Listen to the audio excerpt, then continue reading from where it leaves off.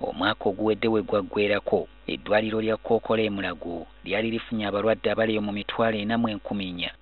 Tuli mu mwezi gwa kuna, wabula omuwendo guno tutegeezeddwa nti guli nnyo okutuuka ku 60,000.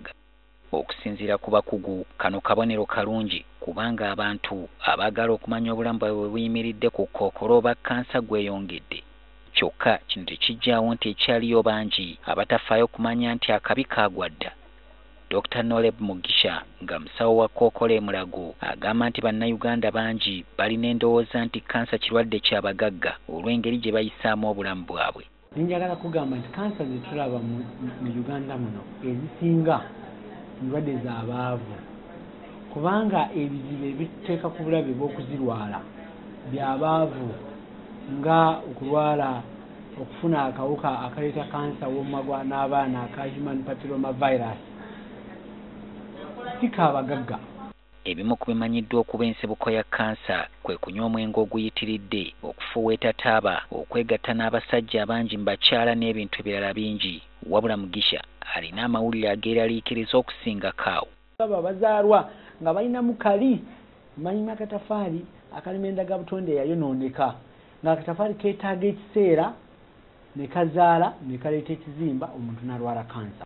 Abantu abalina akawuka akaleeta mukenenya nabo bali kubulwa olw'okufuna ebimu ku bika by'endwadde eno. Kkansa ow'okumumwa gwa Nabaana y'omu ku oyo asinga okukijjanya bannayuganda mu naddala abakyala era ng'onatta abakyala abasukka mu 3,000 buli mwaka.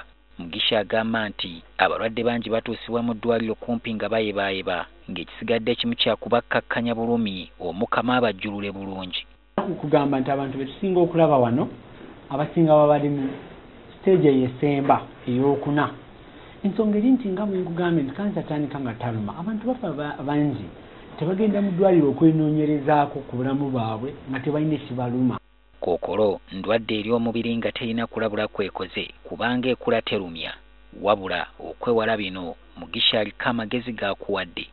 Ne bw'obeera mu kyalo ekisembayo abasinga abanyaganda balina obusobozi okutuuka ku kaddwaliro akasooka.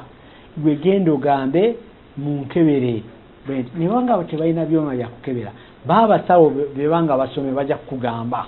Kkookolo mboozi mpanvu ddala era abagiwulira emitima gibeewanika ne batuuka n'okulowooza nti luno lutalo olutawangulwa. Naye sirowooza nti kkansa eyitiridde nnyo okusinga nga bwe yaali. Luli bwe wali nti owulira nga ku Mulago ng'owulira ku wooda emu olunaku lumu abantu 10 bafudde.